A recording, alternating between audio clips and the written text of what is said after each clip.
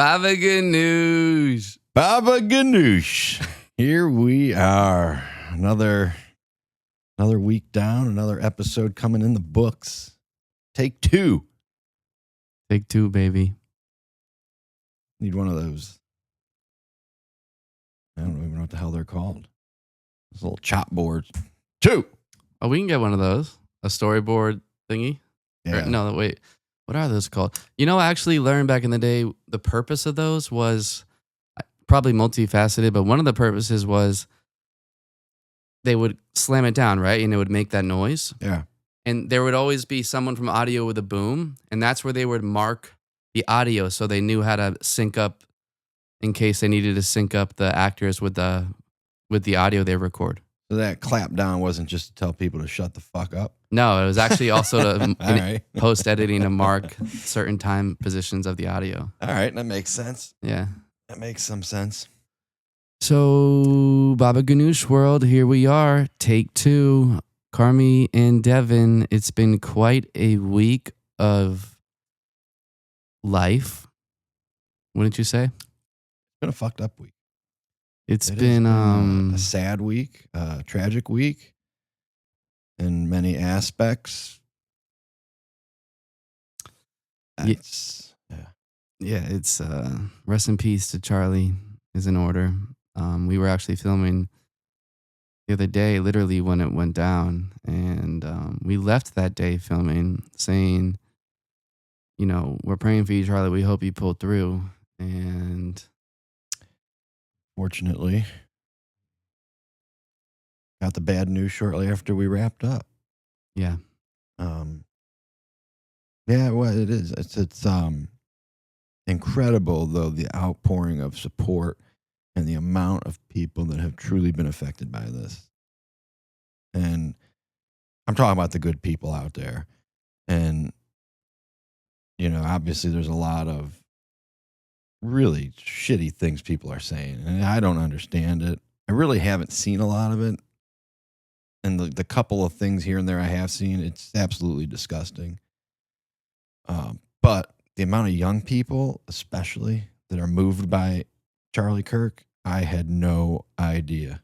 And that's incredible, and I love seeing that people are just absolutely moved by him and his faith and his political views. He saved a lot of people from going down that dark hole. he was powerful, and his conviction was contagious. I feel like that was one reason why he was so successful with these dialogues and debates with others, because he was so convicted in his thoughts, which we all have a right to be.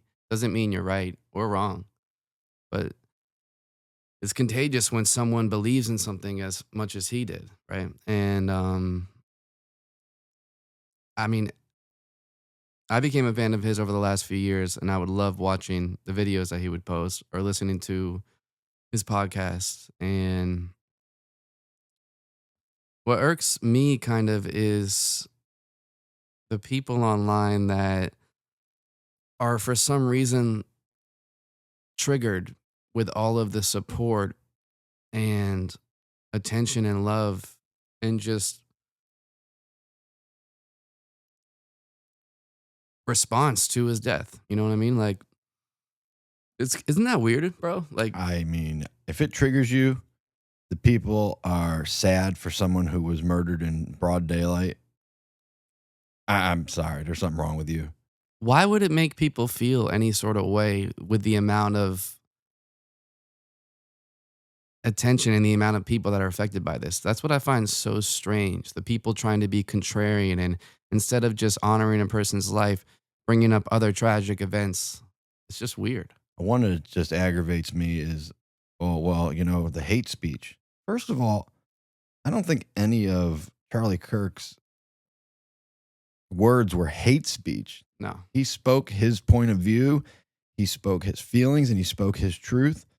And if you find that to be hate speech, I'm sorry. Hate speech is, you know, old Grandpa Joe over there, Joe Biden, calling Trump Hitler. Or anybody.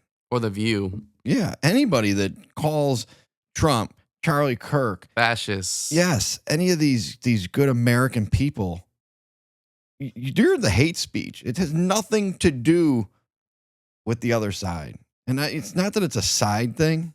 It is, though, I guess. It is, because it's their consistent rhetoric and dialogue over a period of time that manipulate people into doing these crazy things. Think about it. If you hear one side call somebody a fascist or a dictator or any other derogatory term enough times, you might find yourself perverted in your way of thinking and going to do something you wouldn't otherwise probably do, which we just witnessed. I don't know. The hate speech comes from a group of people that there's something wrong with them because there's no need for it. How did we get from where we were politically to where we are now? And when I say where we were, people disagreed. They understood they disagreed. You had two sides, and that, now you have two sides. And, if you don't agree with the other side, well, that's it. Our friendship's over. Yeah. I've seen it firsthand. I think we talked about it the other day for a few minutes, but I mean, it has to get better. People just need to relax. Just relax. First of all, half you people ain't even doing anything nowadays since COVID. I mean, I don't know what people do to make money nowadays, but I do question every day. How the hell do you survive sitting at home? Not working. I mean, even those who are working, it's the social economic landscape we find ourselves in today is definitely a different one than my grandfather found himself in. And if you listen to all the top thinkers and most successful people in the world right now, they're all talking about how in the next decade, most people on the planet are going to be on UBI, or universal basic income, because, AI is literally going to replace every single job. There's not going to be a need for most people's jobs because AI is going to do it better and more efficiently and cheaper. So I said that to somebody today when I was at work. Man, I hope I still have a job in another 10 years. He kind of laughed. Of course you will. Thinking, well, maybe, because I'm in sales and it's, face-to-face sales. So maybe that need will always be there, but it's still in the back of my mind. Am I going to get replaced by AI even for that? Or am I just going to be replaced on the basis that people don't need face-to-face sales anymore? that should be a series that we do, like researching what the people think now, how AI is going to affect the job market, and maybe what people should start to focus on thinking ahead. You know what I mean? Like today, I was listening to what's this guy's name? He's a ex Google exec. His name is, I'm gonna read his book. He's about to release a new one. His book is, what's his name? I don't know. Oh, Mo. Sorry. Gadot. Mo. Oh, yeah, okay. So he did a podcast. I still don't know who that is, even though I made off like I. Ex Google exec, Okay. super wealthy. Has his own startup now. He was on the Diary of a CEO, and refresh my memory. What were we talking about? I know universal basic income, but right before I got on that, what were we talking about? You remember? No. Oh Lord, let it come back to me. Can't remember. Simple. 2 minutes ago. He used to have a great memory, by the way. Fantastic. Now, right in the shitter. Oh, that we should make a series, right? So, a series about. One thing he said that was interesting was that probably the only jobs left are going to be ones that people, for some whatever reason, would just prefer a human to do it. Like maybe AI or a robot could do the job better and cheaper, but there might be some things that people just prefer humans to do. Like an example of that in my own subjective experience would be, you know how now you can just do most of your banking at the ATM, deposit money and all that Yeah. stuff? I Yeah. remember when that came live for like 3 years, I still would go into the bank with the checks Oh yeah. because I was like, I don't trust it. Nowadays, I just deposit it on my phone. It's so easy. Yeah, you don't have to go to the bank or the ATM. You just take a picture. Exactly. So something like that, where like there'll probably be resistance at first, but then there'll be acceptance. And then after a decade or two of acceptance of AI really taking over, we'll figure out, well, actually, maybe I do like my hair cut by a real human. Even though a robot, there's no chance of danger or nothing like that, right? A robot could easily do it for $1.30. Maybe people will still prefer going to humans for a pretty penny just because they want that human touch. Something like that. And also, the other jobs that might still be around are like those those people you go online, they sell like spiritual retreats and shit like that. Yeah, yeah. I find those things kind of just like whatever. You can think whatever you want about it. But um Cultish. just kind of strange, right? Like the pyramids in San Carlos. You know about those? St. Carlos Park? Yeah. Tell me. Pyramid Village? No. Pyramid Village behind the Tiki Bar. And it is, I don't know exactly, it is a spiritual retreat, but I can't remember for what. But there are a bunch of, I don't know how many, 8, 9 maybe, pyramid buildings. And they're like apartments or hotel room kind of. And they're a retreat. People go there for whatever the spiritual retreat is for a certain amount of time. But it's very cultish. Like when you pull in there, there's a giant head of Beethoven. Huh. A giant statue, sculpted statue of Beethoven. I've literally never even heard of that. That's crazy. Yeah, just look it up. It is. When you drive in there, you're like, oh, I'm in a cult. I'm sure it's not cultish. Apparently, those might be the only jobs left because the world is going to be so coexistent with technology. People are going to need those outlets of just back to like human connection or earthly connection. That's one place where sales in my job may not disappear because, the chefs, some of them want to do ordering online. Some of them want to text their order. Some of them just want to talk to somebody. Yeah. Like they want to speak to somebody physically, knowing that it's getting done the right way.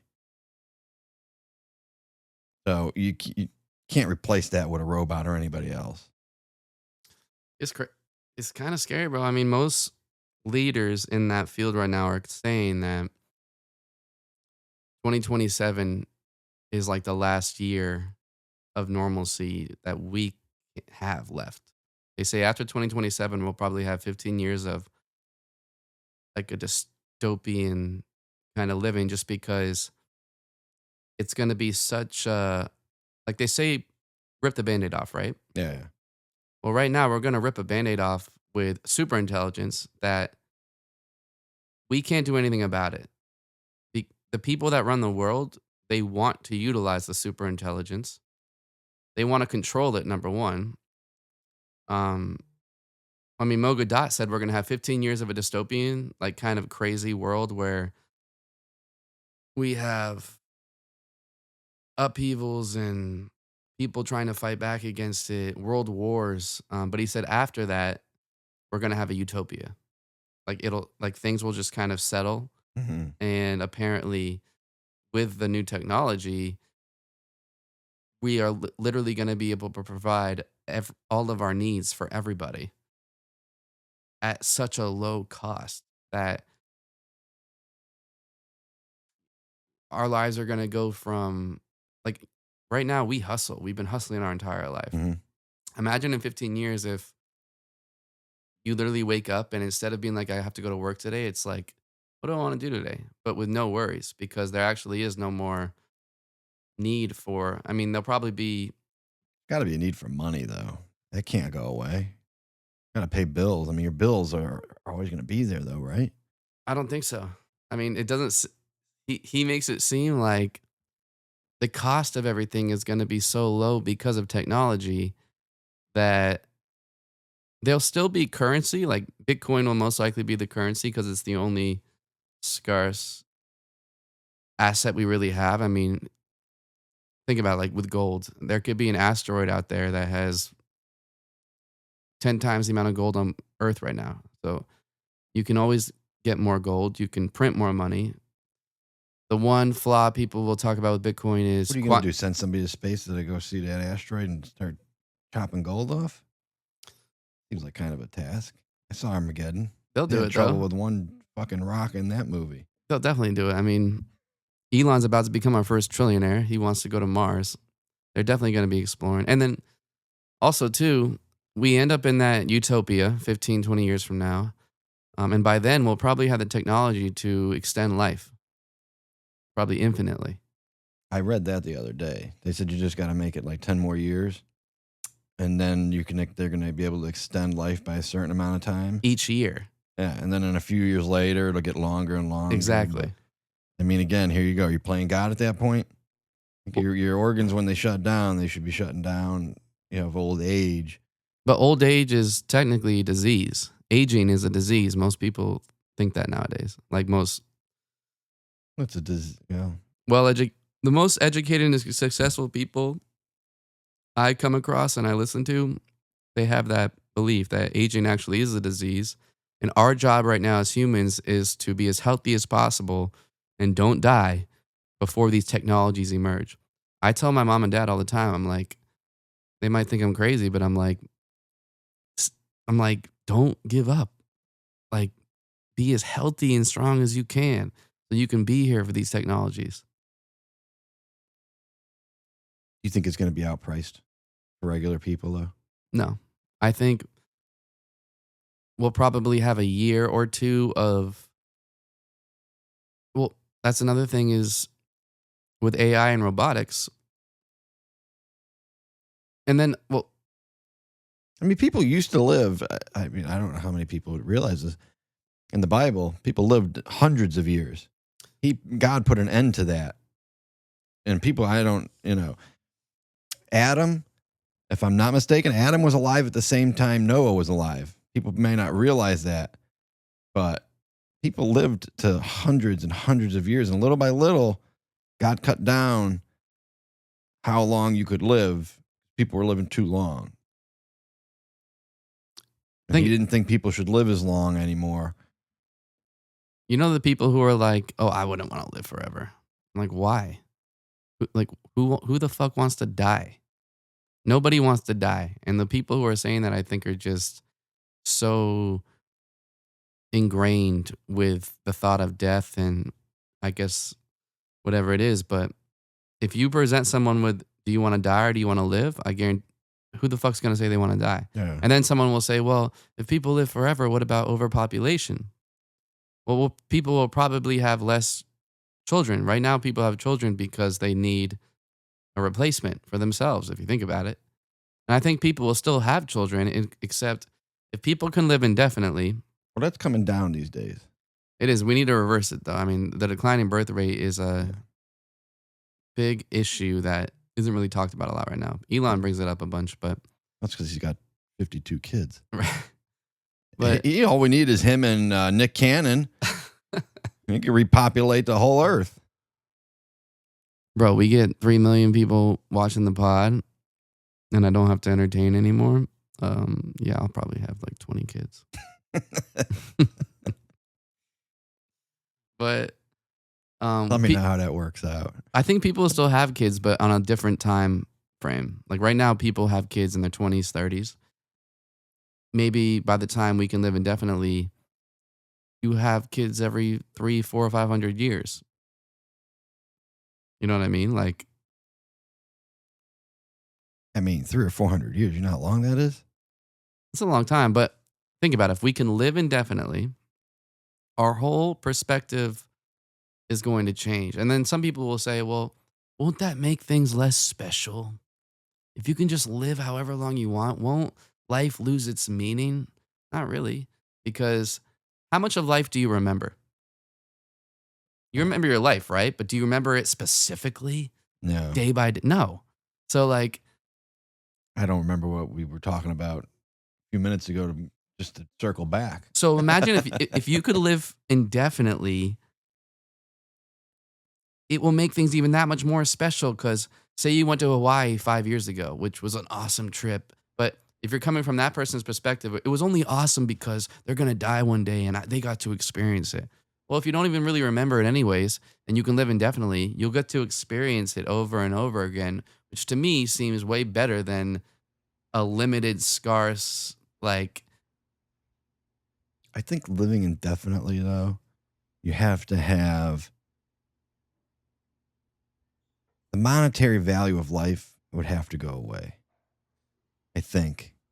Because, people stress about money right now. Who wants to live indefinitely and indefinitely stress about money their whole life? If they live 500 years, who wants to stress about money for 500 years?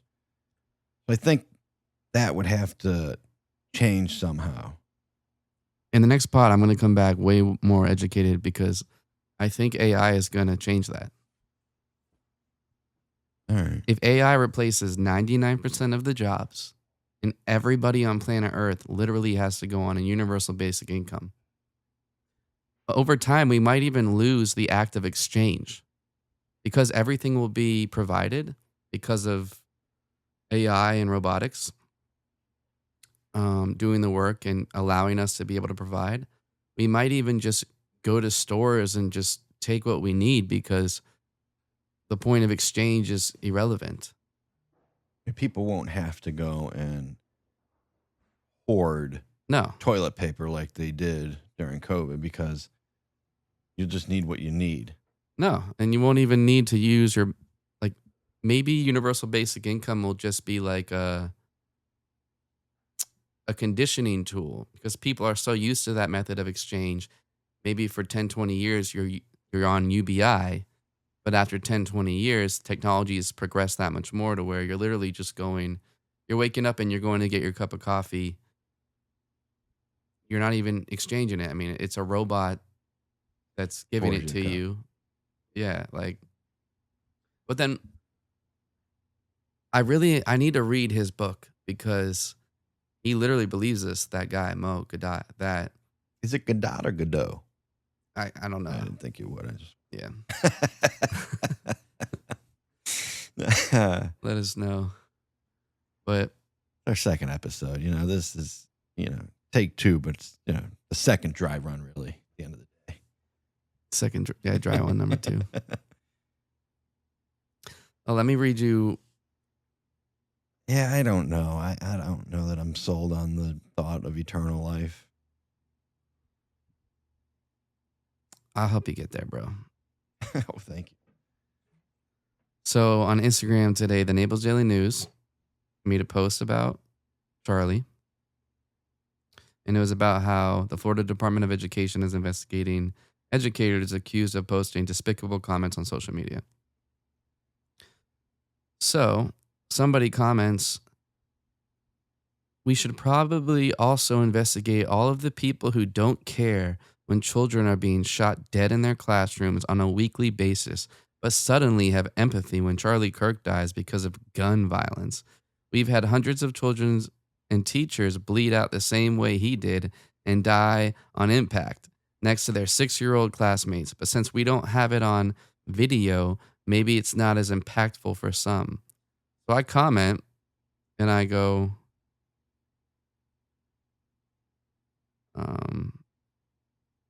give me one example where you've seen someone post online they don't care about other shootings or acts of violence. She instantly comments back and goes, have you ever heard of the saying, what is unsaid speaks volumes? Unfortunately, I can name lots of people from my hometown who stay silent in the face of wrongdoing. First of all, you're living in a la-la world. What the fuck are you even saying? You can name people. Because people didn't say anything, that means they don't care about something. Where's her hometown? The fuck is she talking about? She doesn't know anything. She's crazy. Did you look up where her hometown is? It must be somewhere near Naples because she's commented on the Naples Daily News, but I should ask her that. And then she goes, look up her page. Oh, let me see. I want to know where this lady's from. It just says Chicago and Florida. Oh, well. But my friend follows her. Oh, that's wild. Chicago, I mean. Um, I mean, she's actually, this girl's beautiful. Like, I got nothing against you. You're beautiful. But I felt compelled to respond to you. So here. She goes, have you ever heard of the saying, what is unsaid speaks volumes? Unfortunately, I can name lots of people from my hometown who stay silent in the face of wrongdoing. They never post, talk about, or acknowledge school shootings, genocide, or other forms of political violence. They just suggest that the solution is arming these children's teachers and victims with more guns, or they blame them on minorities somehow. Funny that she says that. I'll tell you why. However, Charlie Kirk's death has led these same people to run straight to their social media, spewing empathy and concern. First of all, that's just disrespectful. Where is this energy every time there's a school shooting and innocent children die at the shooting and innocent children die at the hands of gun violence? Anyways, I am interested who these people will blame now, knowing that Charlie's murderer is a 22-year-old white man who is the son of a minister. And first of all, his father was in, I think, the police department for like 24 years. So I think he might be, I mean, could be a minister now, but. No, the minister. And grew up shooting guns with his family, according to his family's Facebook profiles. So I go, the reason why, and I put in the quotations, so many people have ran to social media spewing empathy and concern is because Charlie and the work he did affected them. The amount of love and support that's been given online in response to his death doesn't take away from any other atrocity or act of violence whatsoever. It just goes to show how strong of a voice he had. Why would it bother you or anyone else that people feel away with his passing? What are you trying to prove by saying the things that you are? You're even bringing race into it. Your naive outlook and response is a perfect example of the problems we face in our society today. And then I reiterated, every act of violence and murder matters. Charlie's death and the overwhelming response doesn't take away from that fact. And that's what I don't understand. Like, you're trying to take away from this love and support people are showing someone who passed. Why? Like, it makes no fucking sense to me. Obviously miserable in her life, or something's wrong in her life. I mean, everybody takes death differently. Everybody, deals with death differently. No matter if it's a family member or somebody you've never met, the impact they have on you is the impact they have on you. That's your personal relationship with that person. Again, whether it's family member or not a family member or somebody you've never met. So, and the fact that this many people, especially the young people, I'll say it again, have been affected by Charlie Kirk's death speaks for what Charlie Kirk meant to their lives and meant to them. Facts. It's not for somebody else to say how you should or shouldn't feel, or, why don't we talk more about the murders of the children in these schools and different things. Right. Like, oh, you feel about this. Why don't you feel about this? I see plenty of people post things about school shootings and different things, just like they do about Charlie Kirk. Right. And maybe the difference is they don't know anything about those people. So those people that have passed away or been killed didn't personally affect their life. They're getting less attention because of that. I mean, this guy Charlie Kirk affected people's lives. Millions of people. And it's not taking, and it shouldn't be looked at like taken away from, one shooting or another. Exactly. That's not what any of this should be about. No. No shooting is higher up than the other shootings. It's not at all the way it should be, and it shouldn't be compared to anything. Shootings should not be compared. Oh. We're still on 30-minute time frames. No. For you out there that saw our first episode, every 30 minutes we cut out. But to end on what you were saying, it shouldn't be compared. And the only people making these comparisons are on the left. There's not one person on the right or even the center of the playing field that is even remotely talking like that. I read a couple things, people villainizing President Trump for saying the radical left in his speech the other day. Well, it is what it is. That Those are facts. Not making it a political thing when you say the radical left or whatever. That's just a fact. It's a fact of the current landscape today. The fact of these shootings that have been occurring and the transgenders that have been committing these shootings is fact. That's not made up. It's not somebody's opinion. Those are facts that those people were transgender who committed those murders. I think a lot of it falls under people are just stupid. And if you've never seen the movie Idiocracy, I think everybody should see it now. I haven't seen it forever, but it'd be a good watch right now. Because that's where this world is going. The world is getting dumber by the year. They're dumbing everything down for people. And unfortunately, that's a problem with AI and technology to me, is it's dumbing down life. When you can just pick up your phone and ask it anything you want and get an answer, it's almost too easy. To that fact, I saw the other day on the news how apparently right now in America, only 22% of high school seniors can do mathematics at their grade level. Yeah. And I guess it's only like 34% who can read. 22%.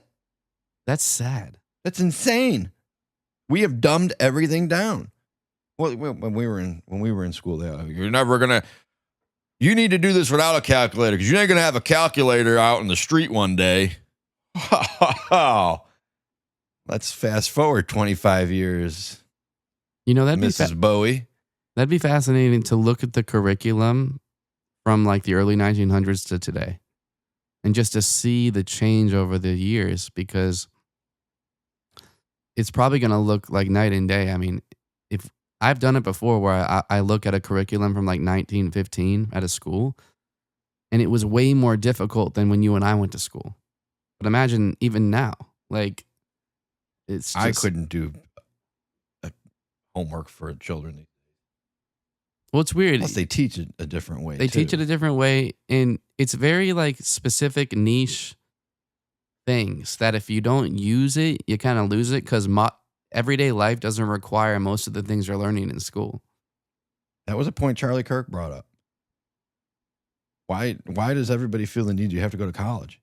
The courses you're taking in college, some of them maybe are beneficial, but the majority of them, are you going to use that in your career? Is that class that you're taking we'll just throw some random crazy math class out there. Okay, trigonometry. You're going to use trigonometry selling fruits and vegetables for a living? Right. No. I don't think so. There should be a salesman course in high school. Yes, something you're going to use. Right. Teaching people how to sell things. Have another course if you have to on money, on monetary value and the banking system. And the government. I mean, there is government in high school, but nobody really pays attention for some reason. Yeah. Yeah, but we also don't know what government teaches nowadays. True. They should school should set you up for life. And maybe they like to say it does, but I don't believe so. I don't even really think when we went to school it really set us up to be adults. Well, who created school, right? Or the Department of Education or something. It was like Rockefeller, one of those big wigs. No, wait a minute. The Department of Education came about in like the 70s or something. Yeah. Yeah, I but don't know. when they started implementing schools, it was like Rockefeller, one of those older, very powerful people from our history that wanted to create good workers. So the school system was literally just to breed workers for 1980. Yeah. But separate from that, one scary thing that I kind of came across recently was that think about this, bro. America spends what, $1 trillion a year on defense and war. All that money that is spent every year, it's spent on depreciating assets that depreciate apparently on average over a course of 30 years. So what this person was telling me was most wars are actually just to get rid of inventory. Yeah, I believe you've told me that before. Somebody has, and I think it was you. Crazy, right? Yeah. Like, Old inventory too, right? to make room for the new, Yeah. which will require more wars. It's just kind of sad. That's why, like, Mogadot, his main thing was that AI is actually our savior. Most people are scared of AI and superintelligence, but he claims it's actually going to be our savior. I don't know. I just don't. I don't agree with it. Because, again, we don't really know because it's so far out. They talk that AI is going to outpace itself and, like, going to outthink itself. And I don't know if it's a real video. I really don't believe it is. I've seen it several times where they put the 3 phones next to each other. Oh, talking? And they all talk in their coded language. That's another problem. You don't know what's real and what's fake anymore online. And with the AI videos coming out, they look more and more real. You got to really like do some research to make sure that that video is true.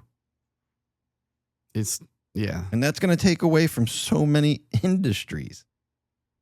I thought about something today. I want to develop an AI agent that take the things that people do every day, like the small things, like set their alarm for the next day. And like, I bet over the course of a week, over the span of a month, if you had an AI track everything that you do, you probably do things on a cyclical like rhythm, right? You probably make a list for the grocery store on the same day every month.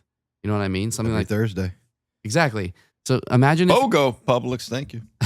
imagine if you could create an AI agent that learned your habits, and then you wouldn't have to do it anymore. Your list would be ready for you when you woke up that Thursday. You wouldn't have to make it. Yeah, it's making you too lazy. But it could also make you just, with that mental space and free time that you now have, you can devote it towards other things. But are people going to be devoting it toward other things? I think they will. No, I don't think. I think we'll They're gonna have sleep in an extra 10 minutes. Some people might, but I don't think people will eventually wake up unhappy with themselves. They'll probably take advantage of the laziness for a little while, but after a while, I think naturally people can't be like that forever. Maybe some people can. I don't know. I couldn't, but I think it's dependent on the person. Somebody brought up, let me see. You know, everybody talks about health and, you know, fitness and different things. And yeah, well, I understand all that. Why does that need to be the catalyst for how long you live? well, it's just the body requires movement for your lymphatic system and to help get rid of toxins. Yes, but I mean, how many people have lived extremely long lives that were not fitness gurus or, you know, weren't the healthiest person? I bet a bunch, but that probably has to do with partly genetics, maybe partly also how they lived. Maybe they weren't in a traditional fitness sense like fitness people, but maybe they had to walk to work every day, or they had to ride the bike to work. Like, there's always some sort of catalyst, I think, that helps promote the longevity. Hold on, I gotta. Well, don't hold on because I have to find it first. But the list of people that lived, Or like that 98-year-old guy that's smoked. You know what I mean? yes, I mean that guy. Right. It's the guy I want to be. That's a little bit of luck, a little bit of genes. Maybe one day, you know, once the technology is here, people will be able to indulge into things like that because they'll be able to heal themselves from the damage done. But I don't think I'm going to be able to find the list.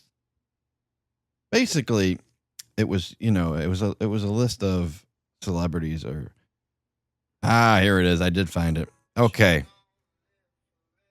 The inventor of the treadmill died at age 54. The inventor of gymnastics died at 57. World bodybuilding champion dead at 41. The best footballer in the world, Maradona, died at 60. Then you have the inventor of KFC. You know how old he was when he died? 98. 94. The inventor of Nutella. You want to guess how old he was or she was? I don't know who he or she. 86. 88. Very close again. Cigarette maker Winston. You want to know how old he was when he died? Cigarette. 93. 102. The inventor of opium. You know how old he was when he died? 90. 116. And that's only because of an earthquake. Wow. Yeah. Hennessy, the inventor of Hennessy, 98. And then it says, how did doctors come to the conclusion that exercise prolongs life? The rabbit is always jumping, but it lives for around 2 years. And the turtle that doesn't exercise at all lives over 200 years. So rest, chill, eat, drink, and enjoy life. And I thought, that makes me feel better about my lifestyle. But it's a good point. Rabbits are so active, but they only live a couple of years. That's true. Turtles are not active at all, and they live forever. Look at sharks. There's a shark that they found that's like, did you see that? I did. It's like 200 and something, or maybe even long, or 400 years old. It's a crazy number. But I've also seen theories in the past that scientists don't actually know how long a lot of animals can live. Like, we're always basing things from our own perspective. And we know that humans typically 120 is like the cutoff. But like that shark that was found, that's like 400. Well, humans are typically 120 for a cutoff. Like in our genetic code, that's kind of like the cutoff, I think. 120 years. You're not saying that's an average. No. The average is 84 for women right now and like 76 for men. But in the 1800s, I think it was like 40 or something. It was. Yeah. Shit, 20 years ago, I think the average lifespan for a man was 72. Yeah. Average, like, wow. Bro, I think that includes all, when you get a lot of younger people die, it throws off the skew. I moved back in this seat. This is good. This is comfy. It's a nice couch, isn't it? It's nice. I wish you guys could see the clowns on the wall. It's such a perfect backdrop. I don't know. People are freaked out by clowns. I think they're great. Yeah, those were given to me by my grandfather. But yeah, back to what we were talking about. Just to finish that up. A friend of mine mentioned this. You see dead animals on the roads, but where are all of the dead birds? You never see dead birds. I mean, maybe once in a great while, but like naturally dead birds? Naturally dead birds. There are so many birds in the sky. Where do they all die? Now, I fought this opinion thinking it was ridiculous. And I would say in the course of a year, I've maybe 4 or 5 birds I've seen dead on the ground. Where do they all go to die? Can't all be in the backyards or... Do you think birds are real? Like, are you aware of that movement, birds aren't real? There's people who think birds are actually a biological robotic creation and that the government uses to spy.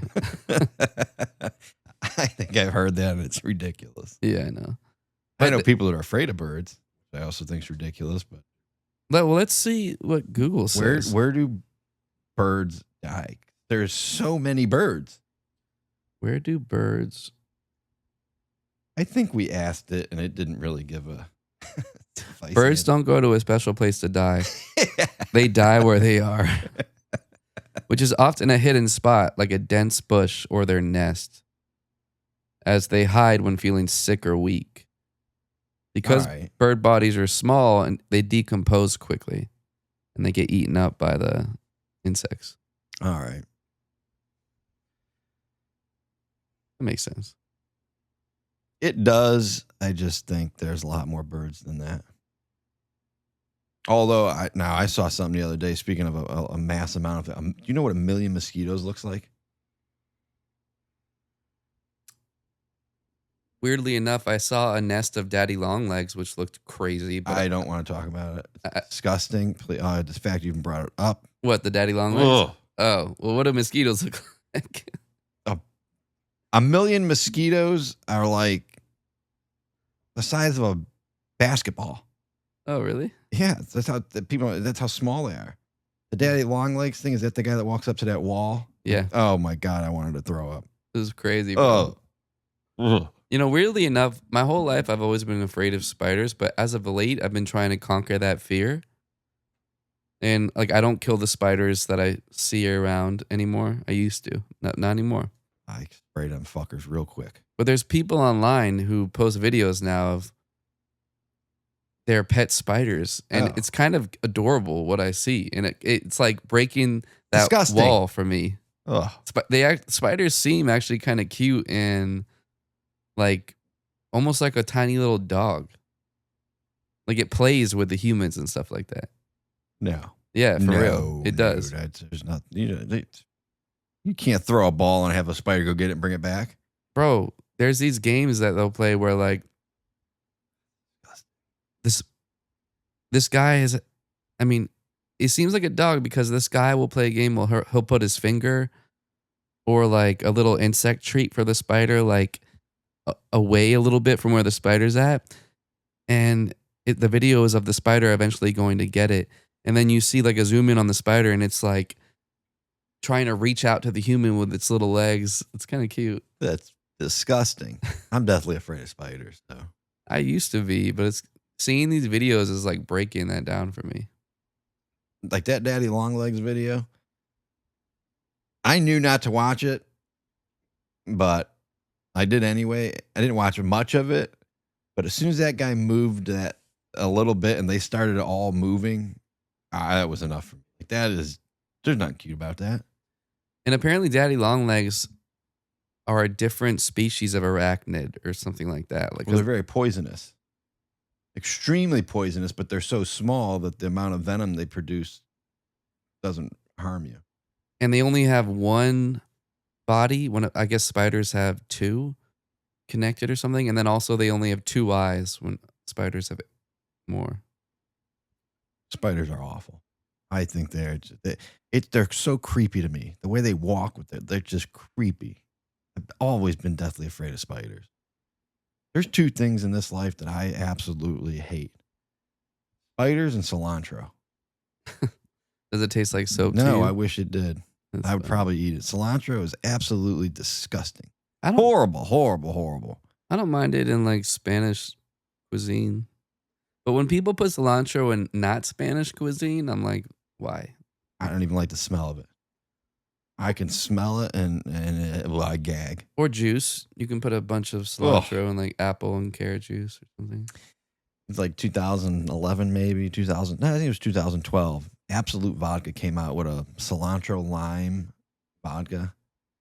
And I'll never forget my old boss, John Gorman. He sends me a picture of it in the freezer. And you're ready for martinis? I'm just thinking that is disgusting. Yeah. He likes cilantro, but my can't- mom loves it. I can't drink those vodka drinks. Like, I don't know how people do. Ugh. Yeah, I was at a show a while back. Some people we went to high school with were there, and I said this the other day, but I'll say it. I'll say it again real quick. They're like, "Oh, I don't really drink." I'll preface this. It's very rare that I'll have a drink. I just don't like the way it really makes me feel. Don't get me wrong. We were younger.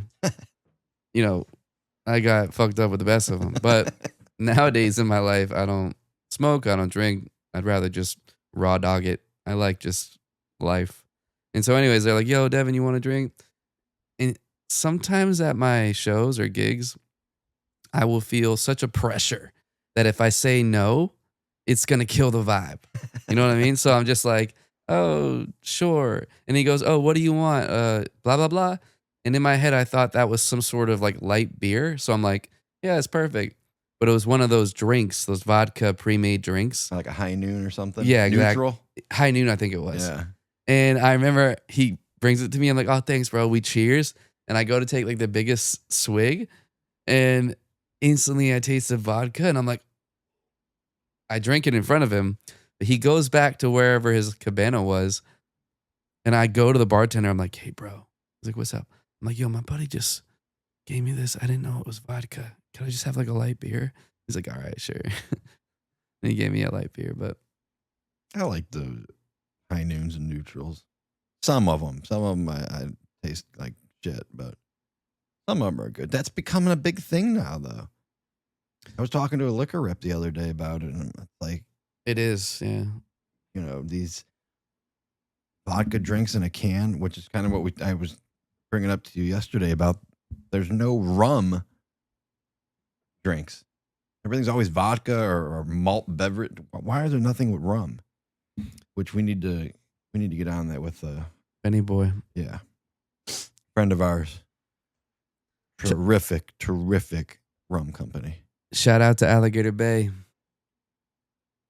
Not to be confused with Alligator Alcatraz. Alligator Bay. In my memories today, actually, was a picture of me and Ben. I'll show it to you.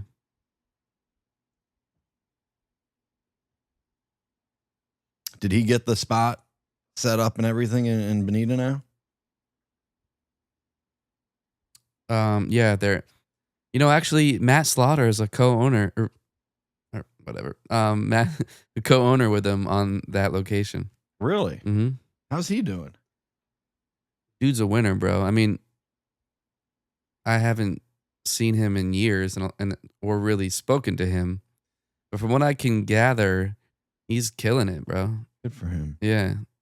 Got a big old family, got a wife. They hired me a long time ago to play a party that they had.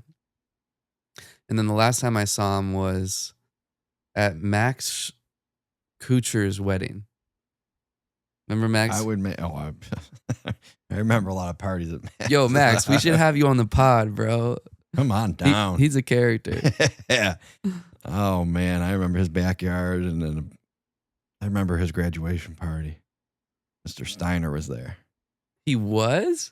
I had a drink with him. Well, he wasn't drinking, but... At the Pine Ridge house? Yeah. Bro, that was the spot. Scott Steiner was there. They had that they had that little house in the back that we all would go and party at, yeah. That little, shack back there? Yeah. Yeah. And then, did they have a tree house? No. Somebody did. I don't recall who. Yeah. Bro, we should talk about that. How much we partied in high school. Middle school and high school, but high school. I didn't really party much, I didn't party at all in middle school. Even high school, I wasn't until I was probably a senior that I really did anything. No, I didn't smoke weed until I was 18. Yeah, but we drank and smoked cigarettes. I was 18. But I didn't smoke cigarettes till I was 18. But you drank. Yeah, well, yeah, because junior prom, I think, was my first experience getting just hammered. Oh, for real? I'm almost positive. Hammered. Damn. It was not good. I think I got drunk for the first time when I was Chris Jacobs' sister took care of me that night. 13 or something. No, I just never. I waited till I got older. It's probably why I don't do anything nowadays. Yeah, I don't. I do a lot less than I ever did when I was younger. Plus, sometimes you grow out of it. It's not a bad thing. No. I was talking with someone yesterday about that. They're like, oh, can we go have a drink? I was like, I don't drink. They're like, ever? I'm like, yeah. And they were like, is there a reason behind that? I was like, well, just, where I'm at in my life right now, I like it like this. But I was like, that doesn't mean at some point in my future, I might not embrace a casual drink, They're like, yeah, that makes sense. Tonight, I'm supposed to go out with a friend of mine. We used to date, and I've already been feeling nervous about, should I hold my ground and not have a drink? But then I don't want to kill the vibe. You know what I mean? Because because tomorrow I'm gonna on Saturdays I wake up. I go to the gym 7 days a week. I don't lift 7 days a week. Some days it's just cardio. But tomorrow, Saturdays, is a full body day for me. And I like to go early. But if I have a drink or two with her, that might alter that. I don't think having a light beer. Just one. Even if you had two. But it depends on how long. I mean, I don't think there's anything wrong with having one or two. I'll try and keep it to just one.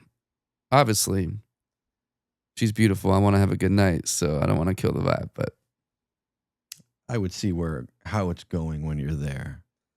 But she knows me too. I might be real with her and be like, would you care if I didn't drink alcohol? And I'm sure she would. Yeah, I don't think so.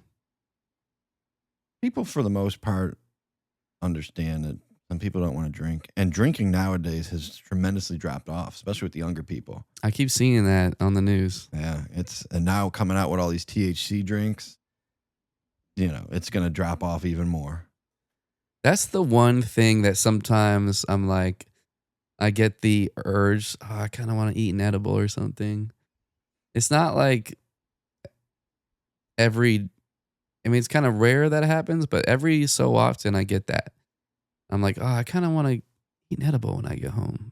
But obviously I don't have any, so I don't. But I think edibles are fantastic. Me too. I used to. I used to eat them all day long. I had a whole pan of brownies one time at a party. And I didn't know they were weed brownies. I just started eating them. I was hungry. We were drinking and I was hungry. So I ate, I will say it wasn't the whole pan. It was maybe like a little more than half. Oh my God. And I thought nothing of it. And next thing you know, I'm sitting on the couch and I'm just sitting there. And somebody comes in, they're like, who ate all the brownies? And I'm sitting there and just not even, I barely moved. And I'm like, me. They're like, dude, these are pop brownies. And I just sat there. And then I realized, yeah, they were. Because I don't think I moved for 3 hours. People would bring me my drinks. I couldn't get up. I was just like, man. You know when you get so high of edibles that you, like you're saying, you literally can't move. You're just like.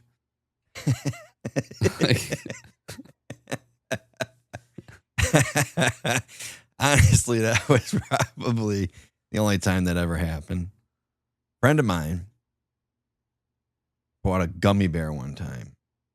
And it was a good-sized gummy bear. It was, one of those giant gummy bears. Jesus Christ. Yeah, he ate the whole thing. And then he says to me the next day, he goes, dude, 8 hours, I couldn't move off the couch. Like, what the fuck? I'm like, yeah, you're supposed to eat like an ear or an arm or a leg, not the whole thing.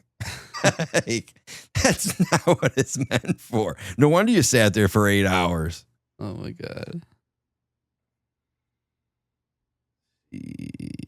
That's so different now. Like we had to be so quiet and secretive about weed when we were kids, even up until a few years ago. Like now I feel like it's so in the open and it's such a acceptable thing now that, the younger generation will never understand what it's like to hide and smoke in the basement or, go buy out. eighths off of random little jits. Yeah. You know what I mean? Like smoking in a car in the woods. Dude, some random abandoned lot in Pine Ridge, like and it's so much cheaper now. Dude. I think about buying an eighth now and when you get deals on these different dispensaries. Yeah. And then I think back to like an eighth being sometimes $60. Yep. What is it, 35 now or something? You could get a deal. You can get an eighth sometimes for like $7. Jesus. Yeah. Like they've got, you can get like let's see, 1, 2. Yeah, you can get like 2 eighths for like $20 sometimes. Yeah. $20. That'll definitely be. It's much more potent now. Bro, we'll have to do it on the pod. Like the next time I got it. Start it. My dad's girlfriend just sent me a picture of her having some ahi tuna. Sounds good. Dad's got his Schlitz beer. What's that there? The next time I get high, it should be on the pod. Like I'll eat an edible right when we start. When the show trails out after an hour. I'm just like sitting there like, oh, wow. Hey. Oh. So I saw this today that Steve-O was going to go on Bill Maher's podcast. Or Bill Maher invited him, and he asked if Bill Maher would refrain from smoking on his podcast because he smokes throughout the whole thing. Weed? Yeah. He does? Yeah, on his podcast. I didn't know that. Yeah. And Bill Maher said that's a deal breaker. And now the reason Steve-O didn't want him to was to protect his sobriety because he's going to be 16 years sober soon. And I understood both sides of it. I understand his side of, wanting Bill Maher to be. I mean, why can't Bill Maher eat an edible? Well, I mean, I'm sure he could. But, well, I don't know. Edibles are different for some. People can't eat edibles sometimes. It totally screws them up. Be a good compromise. Well, so here's the two sides to it. I can understand Steve-O's side being like, I'm trying to protect my sobriety or, whatever. And I can understand Bill Maher's side. Well, it's my show. If I want to smoke on it, I can. And then to that side of it, it's like, you can't expect other people to not indulge in what they want because of your sobriety. True. Whether you're on their podcast or not. And I don't know or understand how that works with the mental side of it. Like if Steve-O smells marijuana, it's just going to trigger him. I don't know. But my point of view is you can't let your sobriety affect other people who still indulge. I would never invite, when I had quit drinking completely, I would never expect people to come over to my house for a party and not drink. Just because I don't do it, right, doesn't mean I expect other people to. Yeah, no, I agree. I mean, Bill could still have an amazing podcast and he could just eat an edible beforehand and he's being respectful. Still get stoned. I mean, you got to tell me a guy can't go 2 or 3 hours without smoking? I know. Like, don't get me wrong. When I was like 19, I probably couldn't. But some people, they smoke so much that that's how they function. If you see them when they're sober, you're like, well, you're an idiot. Bro, I was that dude when I was younger. From the second I woke up, smoking. It makes me lazy. Sometimes. I can't even imagine like the dude I am today. Like if I took a rip of a pen right now, I'd be fucking blasted. Like yeah, especially if you don't do it. On the moon, bro. Like, but I didn't smoke weed for many, many, many, many years. And when you pick it back up, you only need like 1 or 2 hits. Right. That's a tolerance. Just like drinking. You build up a tolerance. But I know people they just all day. Hey, God bless you if that's, what you want to do. Right. Again, though, some of those people when they're sober, they're idiots. I don't understand. It's the opposite of how it should be almost. But yeah, we should do that. Well, I've got edibles for you. Don't you worry. That'll be fun. I'll take one with you. Yeah. But you'll be like normal and I'll be. You know what? Edibles are weird. They're all regulated. So like you get a bag of 10 gummies and it's 100 milligrams. Yeah. So you think 10 milligrams per gummy. And I swear. Some of them have more? Oh, yeah. I think it's like the bag is 100 milligrams, not necessarily each gummy, because you could take one and feel nothing, and you could take the next one, and you could be on the moon in 20 minutes. Yeah. And you can't come back. No. Yeah, that's the funny thing. You on the ride. Like, you strapped in. I took one, and I don't remember how long ago it was. And it hit me. It hit me, and I'm thinking, oh, man. And I remember going to say something and the words wouldn't come out. And I'm thinking, shit, I think I'm having a stroke. And I was kind of like hyperventilating. I sat down. I ended up texting my dad, you got to call me an ambulance. Are you serious? Yeah. Was he like, what the fuck is going on? He calls me, he goes, what's the matter? I'm like, I ate this gummy and I don't know. He goes, was it something different? I'm like, no, same one I've taken before. I just think I'm having a stroke. Like I couldn't put a sentence together for a few minutes. Yeah. And then I realized, it was just super stoned. Yeah. And I would have been one of those jackasses that called an ambulance because I was just super high for 20 minutes. That's hilarious. And I thought, man, how's that possible? But then a friend of mine came over and we were talking about it. He smokes every day. But he said, he goes, sometimes it just hits you and you get that. You get paranoid. Yeah. Or you get like, I don't want to say hyperventilate, but, you get anxious. That's the one thing that is like a drawback sometimes for edibles is that, you like take an edible, you'll go out like to the supermarket or something and you're like, everybody's looking at you. Yeah. They all know. They know I'm stoned. I'm still like that. I told that to my buddy Hunter that day when he said that, sometimes he still gets that weird feeling. And I'm like, it made me feel better because I'm not alone. No. Like every stoner, I feel like gets that. Yeah, you go to the grocery store. Or you go to the grocery store and you just stare at something for like 10 minutes. Forever. Is that the right head of broccoli? It's kind of a peaceful thing. You're just like, doo. Now, I like that broccoli a little better. No, maybe that one. Right. And then who the hell's watching me stand here for 10 minutes looking at broccoli? Like, what's wrong with this guy? That's hilarious. Yeah. So, guns. Are we taking them off the streets or what? No. No, never. No, I think that the open carry policies, not open carry, concealed, whatever, carrying, I want to word this the right way. Concealed carry, open carry, I am not against either. I'm not against people carrying because they can prevent the bad people from causing problems. That's perfect.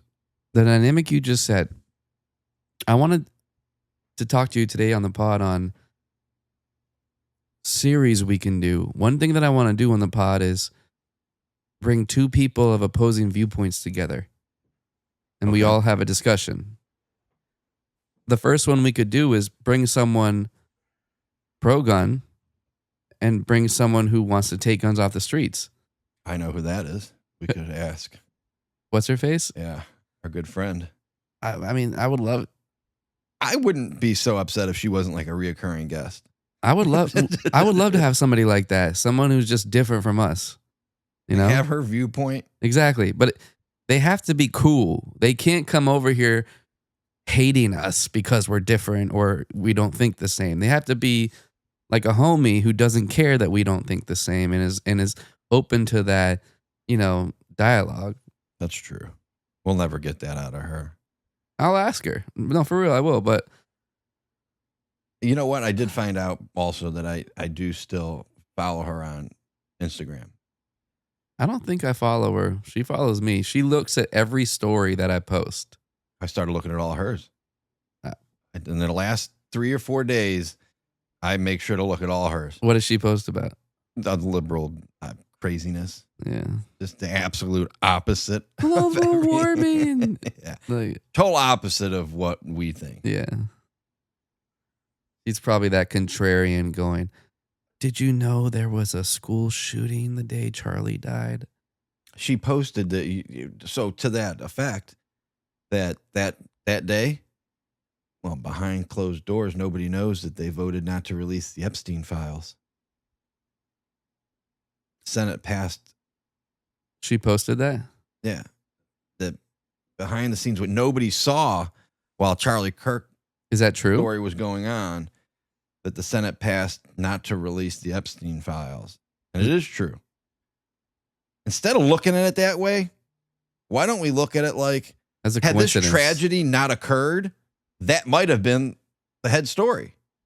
But a tragedy occurred instead and took the light off of the Senate. But it's even then it's a coincidence. But my dad thinks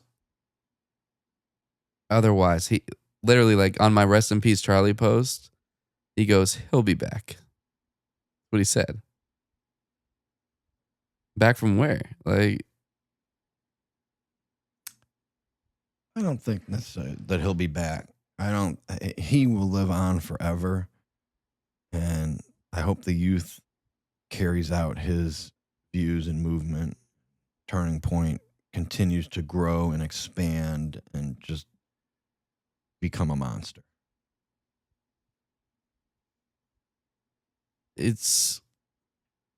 he couldn't come back as Charlie. Everybody knows his face. Maybe he could get like some. There's actually interesting things. So like, there was a shuttle in like the 70s or 80s, like a NASA shuttle, where all the astronauts died, right? But then there were these internet investigators, sleuths, who did some digging. Now, this all could have been, I don't know if this is real or not. From what I saw, it seemed real. I'll have to look more into it, but That's what I'm telling you. You can't really be sure if it's real or not. But It's such a problem. So you take these people who died, and then they were a professor of aerodynamics here or a scientist of whatever biology here. And then you find out, you see these other people 6 months after those people died being hired at these other universities that look exactly the same as these people. Their names are even similar, and they have the same tenure profession, like of whatever they're teaching. So it's like, we could get somebody in the future, say they give it like 10 years for the collective consciousness of people to kind of let Charlie wear off. And then in 10 years, we get somebody who's in his mid 40s who maybe his name is Patrick, like Charlie Kirk. So his name will be like Patrick David, right? Patrick David out of Illinois, because Charlie's from Chicago. He's done the Senate and he's a senator, and maybe he'll look similar to Charlie. Who knows? Like a reincarnation type of thing? No, maybe it is Charlie, but he's going to spend the next 10 years living on some island as like a billionaire because the powers that be paid him off to be this false flag thing. And he'll come back and become a senator and then have his run in politics. And the collective consciousness of people have forgotten about Charlie Kirk, so they won't really put two and two together.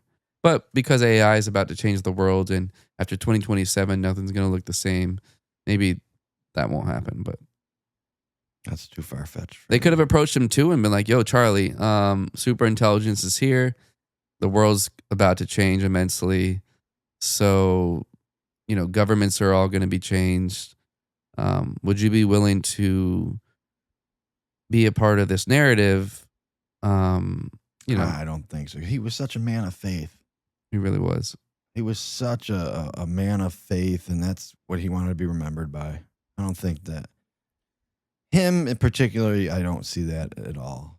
I don't either. I was shook when we learned that he died, bro. Like, for the first time in a long time, like, there's been celebrities, notable people die every year all the time, right? And we learn about it in the news. I've never been more shook at the passing of a celebrity or a notable person that I didn't know personally than Charlie. Maybe just because of how much of a fan of his I was, but I remember when Juice WRLD died. Juice WRLD, the artist? Mm-mm. Or even Little Pete. Like, I was my favorite artist in the world is probably Lil Peep, and then Juice WRLD is a close second. Well, actually, I mean, I gotta say Kanye is probably my favorite, but they're all top three. But Juice WRLD has died, and so is Lil Peep. And I'm an artist. I'm a musician. They've inspired me immensely. I wasn't shook like at all. Like it was very sad, and I was like, damn, like that sucks. But for some reason, I was just super shook with Charlie's passing, and I think it's because of I don't know. Charlie gave me hope on the future of America. Like take away super intelligence and AI, and the world's gonna change. No, say in 20 years the landscape of America is similar to how it is today. He gave me hope. I think he gave a lot of people hope. And he was waking up a lot of young people. Like the past couple of days, I've just been watching and rewatching all of his debate when he goes to colleges and debates the people. They're all on YouTube or they're all online, and there's compilation videos of him on his YouTube channel where it's like an hour long, and you can just see so many of them, and you just see so many people wake up because of the conversations they have with Charlie. So if they killed him because he was waking up the youth. Well, they wanted to silence him. Or this person wanted to, and that's not the way to do it. Because you disagree with somebody. But to your point of the feeling you had, it's hard to explain that feeling because it's hard to express to somebody you've never met how you had such a connection with that person. Like when Ozzy Osbourne died, I mean, it was like a family member died. It really, really hurt. And then I started reading and seeing all these other people that felt the same way. And I'm like, wow, and those people never met him either. But you develop these connection or this bond some way or another in a weird way. And I think a lot of people had that with Charlie Kirk. My brother said the same thing. It really, really upset him. And I know two other specific people that just like devastated by it. And it's just that unwritten, strange connection that people have with other people. Is your brother conservative like us? More now than he was. Yeah, I would say so now.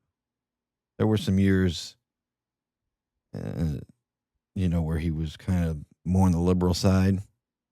He was in college at the time, so I'm sure that's a lot to do with it. But I'd say nowadays he's woken up to see really what, and much, much more on the conservative side. Bro, like the person that I'm becoming today is so different than I thought when I was younger. Like today I'm becoming much more kind of traditional, bro. Like getting back to Jesus and wanting to know the government in and out and really wanting to become a man of our community. I want to be able to make our community a better place, which is not something when I was younger I probably had like, oh, I want to go. No, when I was younger, I wanted to be a billionaire, whatever it was. I wanted to be a successful recording artist. And what's important to me now is my faith, which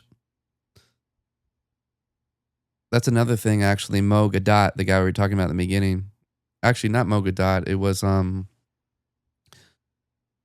was this Russian software developer. His name is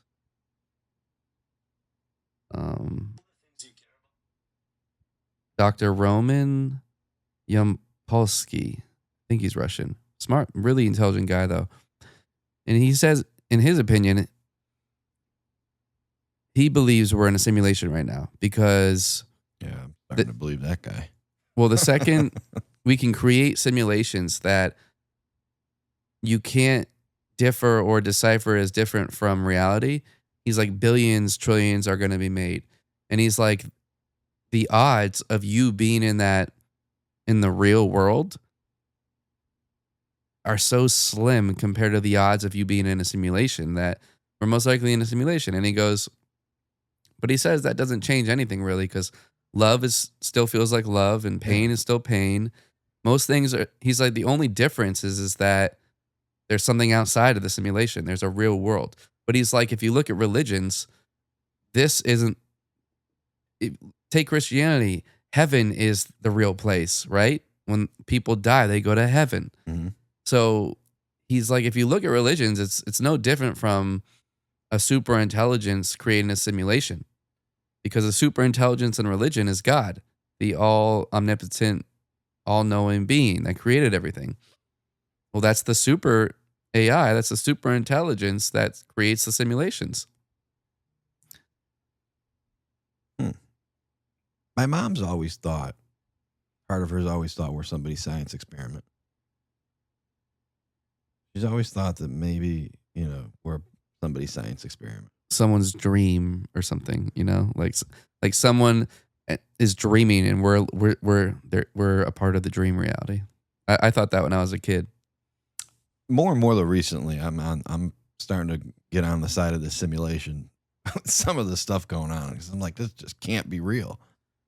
And what I find interesting too is, even though we're in a simulation, we can still derive good things from our faith in Jesus, or your faith in whatever it is you believe in. Because most of these different practices advocate for habitual ways of living that are honorable, right? Mm-hmm. And those are good characteristics to have.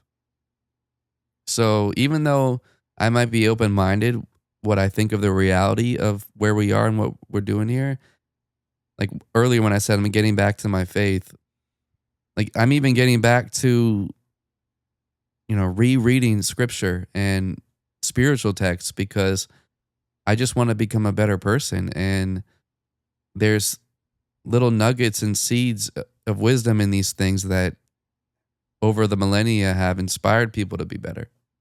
So, and there's also weird things in them, but there's one thing about religion that I think is more so Christianity that I disagree with, is that they view that, like, I went to this church a few years ago, and it was very much like, if you don't believe in the Christian way and you don't believe scripture this way, then you don't get to enter heaven.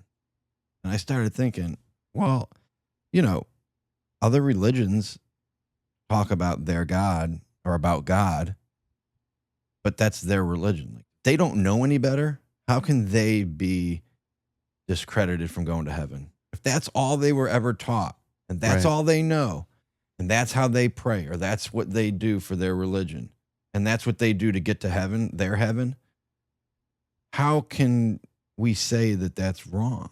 If that's all they know, they weren't taught anything else.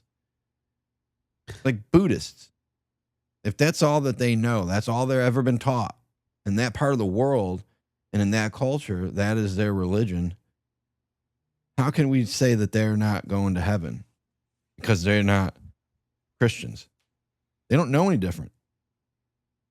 Not totally. I've tribes in Africa that are still very much old hut tribes, like that live in huts and stuff.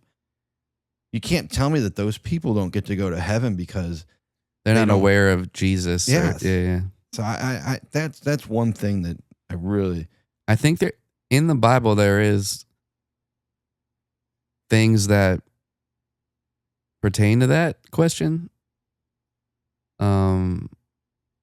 In my past, I've seen witness conversations of people talking about that.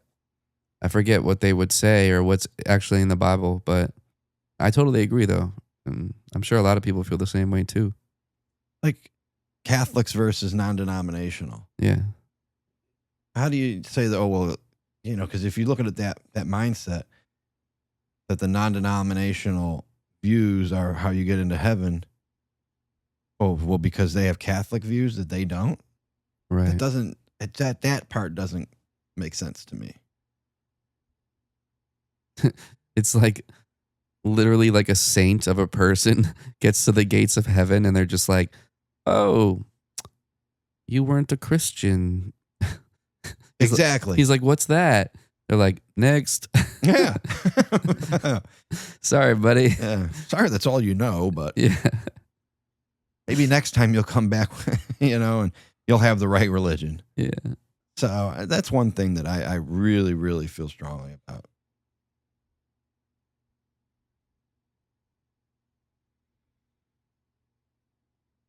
We're did we end guns or were we done with guns? We can talk about guns more. I mean, I don't have much more to say. The only thing I say about guns is taking drugs off the street worked so well, right? Making drugs illegal. That worked so well. I mean, nobody's addicted to drugs. Nope. You can't find drugs, right? The thing You're talking about that in the sense of, gun control and all that garbage. Yeah, like making guns, literally banning guns, controlling guns. Yeah. Half those guns out there now are illegal to begin with. If you make guns illegal, people are still going to have guns. It's just going to be an unregulated, untracked market, which is worse. Guns don't kill people. Crazy lunatic people kill people. Yes. They used a gun to do it, but the gun didn't think for itself. And what are you going to do? Ban knives? Like ban everything dangerous? I mean, me personally, I've only shot a gun once in my life. I'm not a gun advocate because I like shooting guns. I didn't even finish the clip. My dad took me to a gun range. I thought we were going to get lunch one day. I was like 20-something years old. And he's like, let's go get lunch. I was like, all right, bet. We pull in to what I find out is a gun range. I'm like, what are we doing? He's like, I just figured it'd be fun. I'm like, oh, okay. I didn't know I didn't like guns yet. I just knew I had never shot a gun. So I was like, all right, let's go do this. I think I shot it 3 times or something like that. Put it down, took off the protective thing, ear stuff. And my dad goes, what are you doing? I'm like, I'm good. He's like, what do you mean you're good?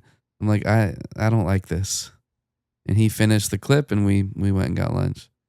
I mean, he didn't care, but I learned. I was like, oh, I don't really like guns. So that should give some perspective on my opinion that I still don't think we should take guns away from people because that's about as valid as you can get.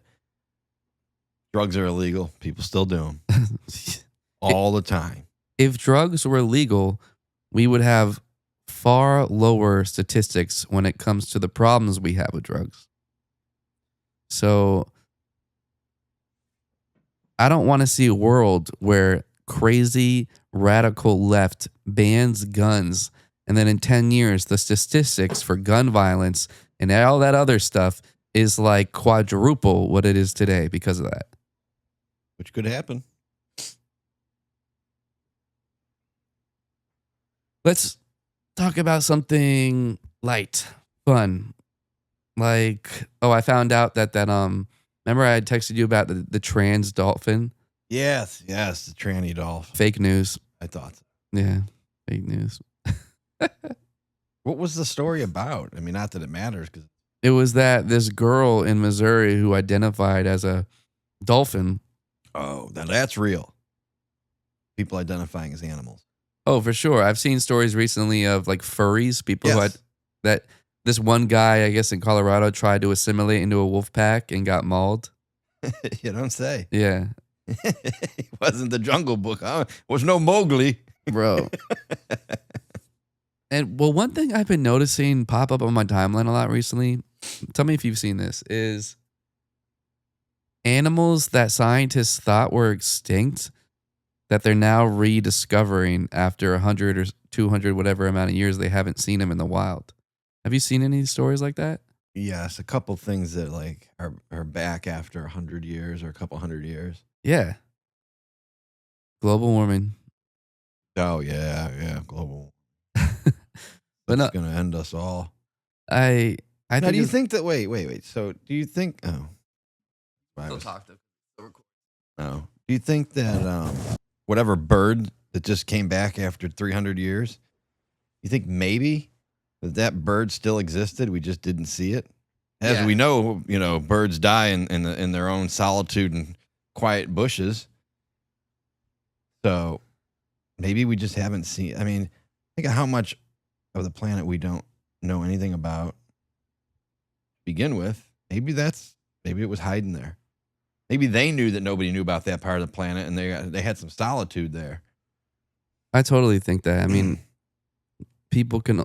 It's not like we see everything, and some animals probably become super more reclusive as their environments change because humans are changing the landscape.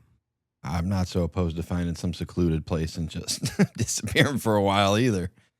I crave that, bro. Like every so often, I crave just like being within nature. It's like a feeling that I get every once in a while, and which is strange because it's not like I grew up going camping or anything like that. Although I would spend every summer and my winters in New Hampshire, which is a beautiful place, and I'd be outside just all the time in the forest, just having fun. But maybe that's why you crave it, because you didn't really go camping and connect with nature when you were younger.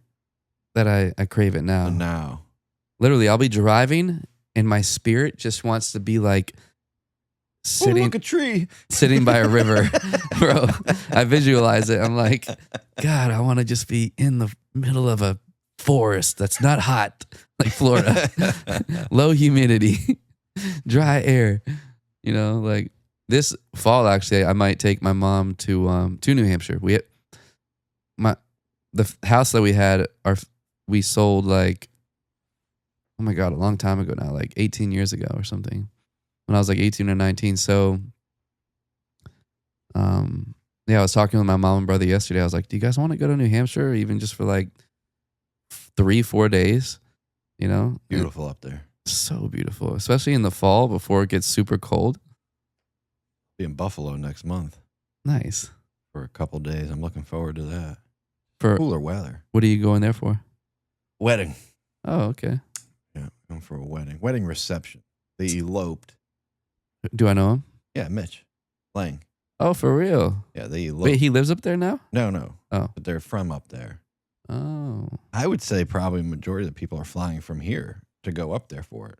Mitch actually hearted my story of one of our thumbnails. As he should. You should have Mitch on here one day. I can't stop thinking she's probably just like listening to our conversation, being like, the fuck are these motherfuckers talking about? Don't worry about it. You can listen later. I know.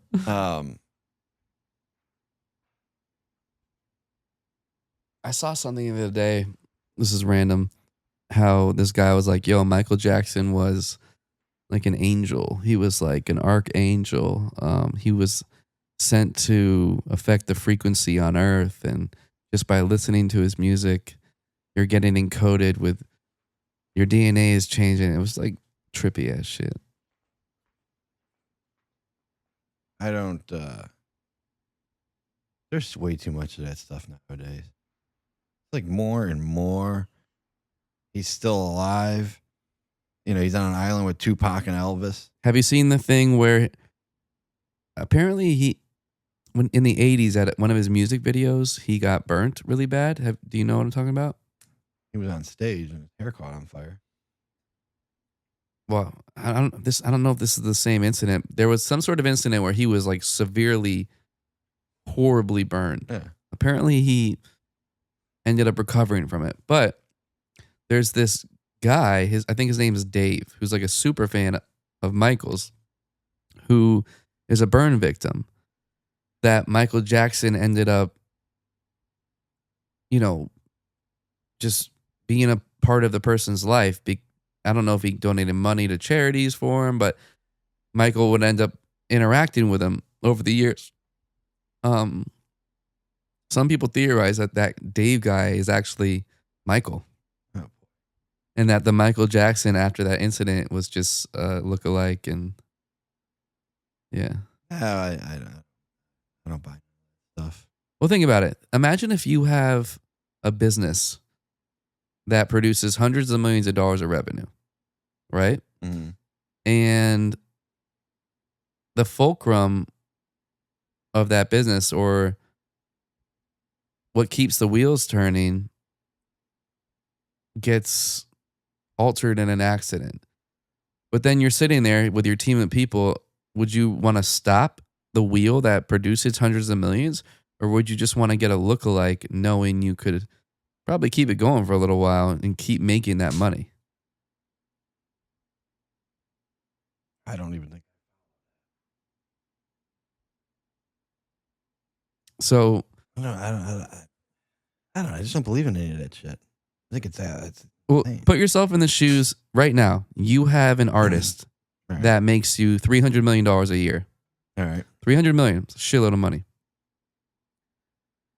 That artist, let's do the same story. That artist is in a house fire. He gets 3rd-degree burns. What's worse, 3rd degree or 1st degree? Whatever. 1st degree. He gets the worst types of burns all over his body. He's unrecognizable. Has no more hair. His face looks completely different, right? Could you see yourself just finding a lookalike to no? Yeah. Just to keep the wheels turning? Yeah. Because at the end of the day, you're just being greedy. Well, people who make that much money have expensive lifestyles. That doesn't change that they're greedy. I'm not a fan of greed. I've seen it in firsthand with different things over the years, and it just ruins everything. That's the moment normal. you start getting greedy, you lose sight of what matters. Very noble. And the outcome, generally not the greatest. Generally not the greatest. You know, I really resonate with that specifically today. I'll give you an example. So, you know how I performed on Wednesday? Yeah. So, I perform every Friday at the same place, and there's a girl that performs every Wednesday. I will message her a lot to swap shifts sometimes because someone else will want to book me on that Friday, and that way I can make extra money that week, right? And she's always really cool. She always just switches with me. Wednesday, she texted me that she wasn't feeling well. Hey, I'm not feeling well. Can you go in today? Sure, no problem. Now, in my mind, I've always told myself, well, if she asked me to switch far enough ahead of time, I'll switch with her because she switches with me. You know what I mean? Reciprocate the favor. But if she asked me to cover last minute, that's different. And I'd rather keep my gig as well, right? But today, she texted me later that day on Wednesday going, hey, would you mind if we ended up just swapping this week? I didn't text her back. Out of principle, maybe greed, I wanted to be like, well, you texted me last minute. I'm covering for you. You know, I'd like to just keep my Friday gig. But I ended up deciding today, I never messaged her back till today. No, yesterday actually, that, you know what? I made my money this week. I don't, just let it go. Let what you want to do go. And she clearly asked you because she probably needs some money, it'd help her out to go make that check. So I messaged her. I was like, hey, no problem. Like, and she texted me today because I've told her before how I feel in that regard. Like, yo, if I'm covering for you, that's different. What she should do, if she's watching this, what she should do is don't tell me you don't feel well, right? Just be like, can we switch this week? Even if it's last minute. And if I'm not booked on that Wednesday, I'll switch because you switch with me all the time. And that way I don't even have this inner turmoil. You know what I mean? But she messaged me today and she was like, because she knows how I feel, she was like, hey, if you wanted to keep it, I have no issue with that. Either way, I'm chilling. So when you brought up greed, earlier today, I was making lunch when she texted me this. I was like, Devin, don't you're fine. Let her. She clearly needs to go make some money. Let her go make the money. So I was like, yo, it's up to you. I appreciate you always switch with me. So if you want to play, it's all good. It's like, awesome. Thank you so much. Like, no worries. Have a good show. She's a sweetheart. And Do I know her? you'll meet her. She wants to, before you and I even talked about the podcast, I saw her and I was like, yo, because it has been on my heart to start a podcast for a while now. But I just didn't do it on my own. You and me doing it together kind of really made it happen.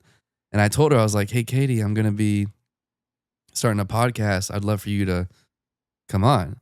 She is she's younger. I think she's only 20.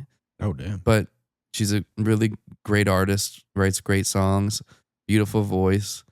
And she just, her story too, in her personal life, I won't say it now. It's not my business to say, but maybe I should come on the pod and say, it's compelling and it's, I think it'd be cool for people to hear. So, she's super nice. I met her at we used to keep our studio, in this guy's guest house. Mm. And so we had our studio, but he also had a studio in there. And sometimes people would rent it out. And one day I get to the studio to work on something and she had rented it out to work on a song. That's how we met. Her and I actually ended up performing a gig at Arthrex. Oh, okay. We got hired to do a company event. Yeah. And they wanted like multiple singers. So her and I did it. Yeah, tell her, come on. That's one thing too is, bro, this is perfect for you and me when we're by ourselves. Like this shot right here, I'm fucking with it. And now that I'm just leaning back and relaxed, I like that so much more than me sitting right there. When we do have multiple people. Liked it until you find out your feet are in the shot and you didn't have shoes on, you son of a bitch. I know. I would put shoes on, but apparently we need to wear shoes when we do a podcast in my den. What do you guys think? But like, say when we do the debates, we're going to bring on pro-gun and somebody anti-gun. Yeah. We're going to need, I mean, we could put the camera over there. I know, but we'll have to figure that out. We might not look like this next week. We might redo the room again or move things around again. Yeah. Kind of feeling it out. These are the early stages of our young podcast days. These are our young podcast days. So we want to mature into a full-blown, well-rounded looking set. We need, what would really be best is a circular table. If we're going to have if we're going to have multiple people on, right? Because we have to envision a set involving 4 people and how to best shoot it. We can, the audio and all that, we got that. Now we have to figure out how are we going to shoot 4 people? Because there's you and me, but then there's going to be the 2 guests. So that's the next thing over the next couple months that we'll figure out. Do you think you'd be able to find someone pro-gun, someone anti-gun? Oh, yeah, I'm sure. We should, bro, I want to do that it's so bad. It's the anti-gun people you got to worry about because they get so angry about it when you disagree. Which I would love for the podcast. That'd be amazing. But we definitely need to find someone level-headed who will be able to have just a good discourse and dialogue, Yeah, I'll think of it. We can post on Facebook. I bet some people will be like, hey, I'm down. That's not a bad idea. We can kind of vet the person a little bit.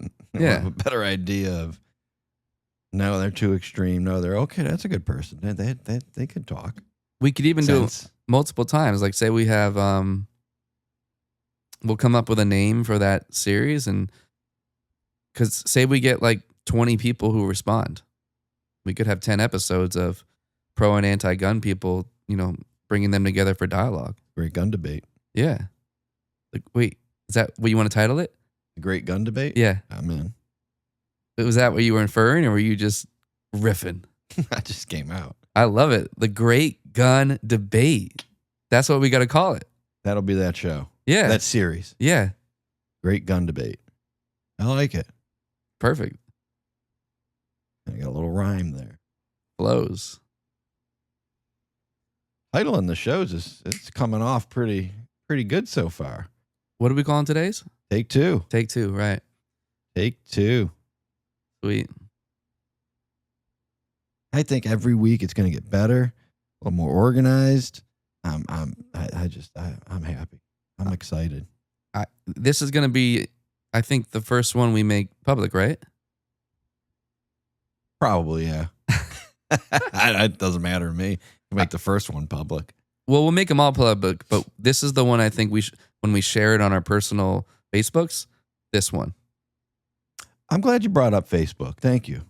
Yeah, I'm fine with that. I haven't had one in 4 years, and I got it because you mentioned I should probably get one again. And I thought, I'm going to be very selective this go around about my friends. I don't want a mass amount of friends on there necessarily. And the other day I looked, I'm over 100 already. And I'm like, man, I know a lot of people. Yeah.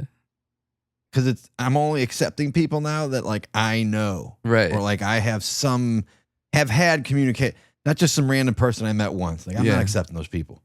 I just want it to be like people I grew up with in high school or friends or family that I've gained over the years. And quickly I've realized that number can rack up quickly as well. I wasn't expecting it to be over 100. I thought maybe there's like 60 people on there. It just goes to show the depth of life and the amount of people we actually interact with. And on a deeper level, you would think, like you said, oh, I must only know 50, 60 people. In reality, you'll probably have 300 people by next year that you actually are like, no, I know them. Yeah. Yeah. It seems like such a large number, but it's such a small. Seems like such a large number, but it's small in the grand scheme of things.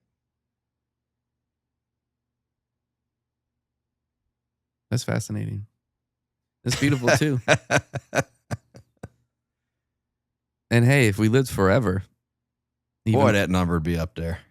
Even more time to get to rekindle and celebrate all these different friendships and connections. Well, that's what I'm enjoying about it. I am, the people that are friending me now are people I know.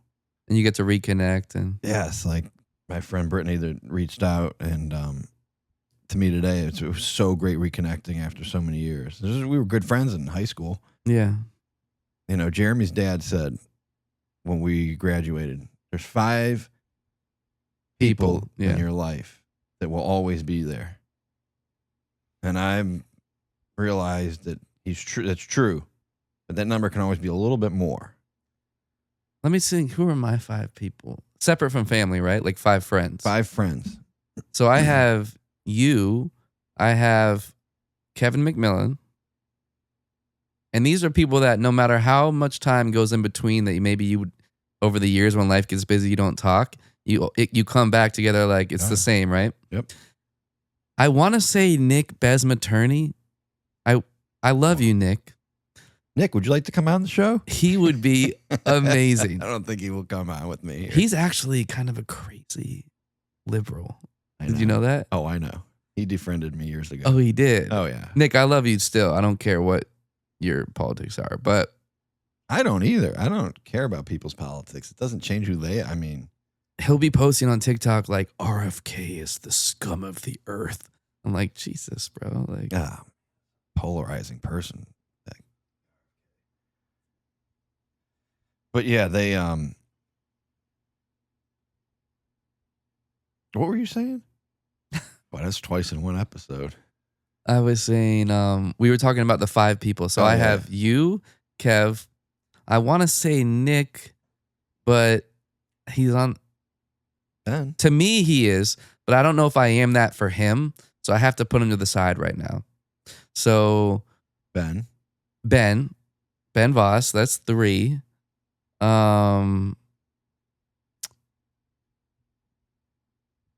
I would well, there's there's 3 people that I met later in life. No, this is just from high school. Just from high Yeah, school? these are high school people. So it's probably just 3. You, Kev, and Ben. Let me think. Is there anybody else? Anybody else from high school? Bro, this is to everybody we went to high school with. I was gonna say something, but I didn't. Like, I feel like there was a lot of fakeness Oh yeah. in our high school. Yeah. Fake motherfuckers. Fake fucking pussy motherfuckers who will be one way to your face, and then you find out after the fact things that come out of their fucking mouth. And I've heard things since high school that really make me rethink some people that I thought I was friends with. Back in high school? Yeah. Things they said back then? Or things they say now? Things they said back then. Huh? I didn't give a shit what people said then. I don't care what they say now. And not even really what they say, but how they viewed me, or how they viewed our friendship. I would think it was like this, but then after hearing certain things, I realized it wasn't the same for them. You know what? Most of those people were out for themselves. They were all about themselves. And a lot of them, I think, grew out of that. But I think a lot of them didn't either. And bro, one thing interesting too is sometimes as we get older and farther away from that shitty high school dynamic, just the fact that you and someone else went to the same school can kind of bond you later in life. Does that make any sense? Oh, 100%. Because there was people that I wasn't really close with at all in high school. But if I come across them now, that shared part of our past like instantly kind of connects us. There were people that I wasn't friends with in high school necessarily. I wasn't not friends with them, but I wasn't friends with them. We were like acquaintances. That later in life, we'd run into each other like we were best friends. I'm like, man, I don't remember us being that close in school. What the hell is it now? Yeah. Well, no different than Brittany reaching out to me today. It's been probably 18 years since I've talked to her. And you know what? We both said we were really good friends in school and genuinely, just good people. Bro, sometimes so like Facebook memories, right? Mm.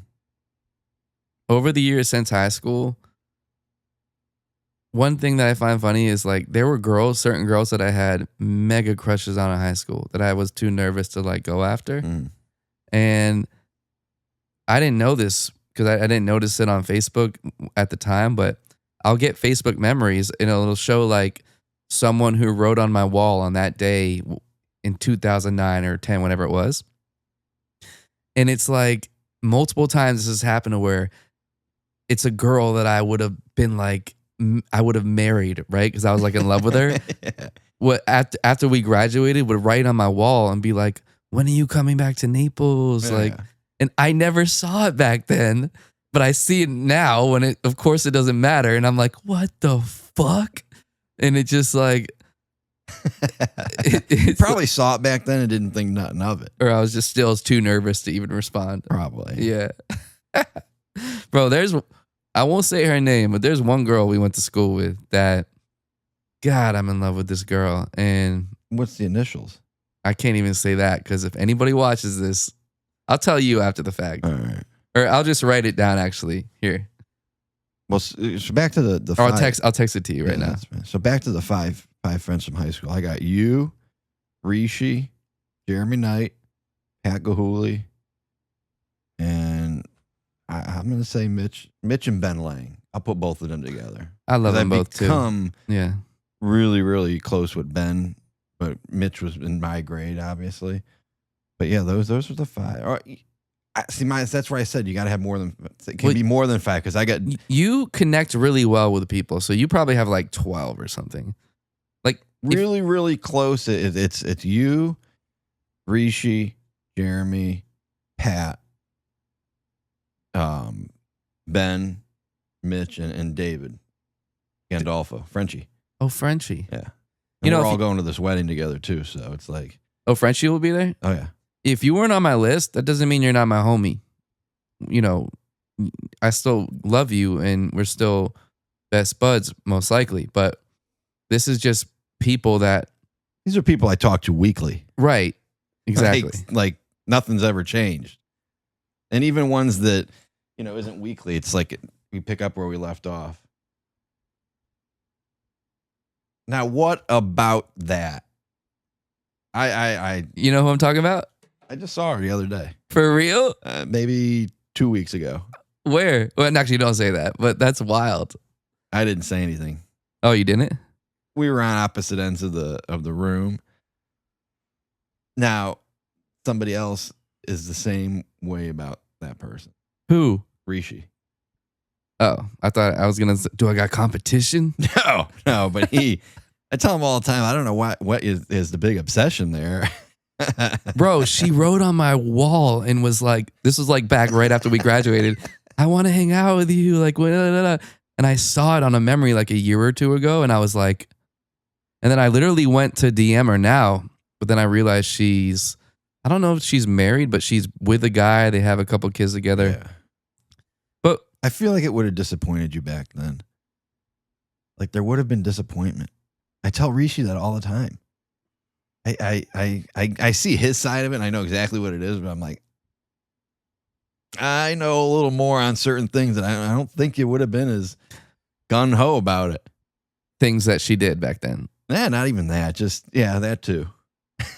I wasn't expecting that to be the name though. No? No. Yeah. Especially because I just saw her a couple weeks ago. I don't know what it is. I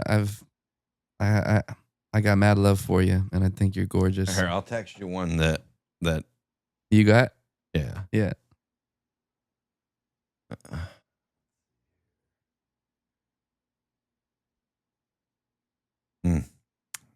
Oh snap! Did you get it already? Yeah. I remember her. Yeah, she still is. That's one of those people that later on in life, when I ran back into her, was like we were best friends. Really? Yes, and it always made me laugh. Did you ever try and No. She was always dating somebody back then. Yeah. There's a few people from high school that like I'll run into just like that I wasn't close with, wasn't friends with necessarily, got along with, but when I was older, just, I don't know, different connection. Like we were best friends. There's one other person I'll tell you later about who it is that was the same way. And I'm like, what the fuck am I missing? Did I miss something in high school? Did I just totally miss the boat in high school on some of this stuff? Text me the person real quick. And then I think, well, maybe it's just my personality now is different than high school. I think it's a combination of the older we get, we just feel a bond, like we were just talking about, how from our past. Because even in high school, if you never really talked or were acquainted with that person, bro, let me tell you a story about her. My family moved to Naples when I was in kindergarten, right? Mm-hmm. And I remember getting on the school bus in kindergarten, seeing her and being head over heels smitten. In kindergarten? In kindergarten. She was the first girl that I ever fell in love with. And I tried, bro, she got divorced or whatever. Yeah. I bumped into her somewhere. We chatted. I sent her a message to like if she wanted to go get a drink. No response. It was right before the divorce that I'd ran into her a few times. And I remember a couple of my friends were like, who the hell's that? And like, why are you still sitting with us? I'm like, well, there's more to the story. But it was because she was still married. And I knew there were problems with that going on. And she'd even said to me one time, boy, I wish I should have married you. No fucking way. Yeah. And I was like, where did that come from? I don't remember that conversation anywhere in high school. Did you guys ever? No. That just never. No, but, such is life. You never know. Well, actually, I do. yeah. But no. Governor Cox. That's one thing too, is like, if this is a false flag and these disgusting, like, dark side of the government, they worship the phallus, right? Which is just an erect penis. And of course, the governor's name is Governor Cox. Connecting the dots. You are connecting the dots. We are figuring this shit. I wish we could say names, but Maybe one day we will. You know what? When they're on the show and we can have a conversation with those people, openly and just in good fun. That'd be a cool segment, bringing people from back in the day, just so we can all shoot the shit. I'll call Mark Hobart. He lives next door. He's in a neighborhood down from me. He's in Saturnia Lakes. He is? Yeah. Oh shit! Grandpa? I thought they lived. He grew up in that neighborhood across Kensington. from Kensington. Yeah. I'm pretty sure he lives a couple neighborhood down, because he was driving behind me one day and he pulled in. I still see Grandpa once in a while.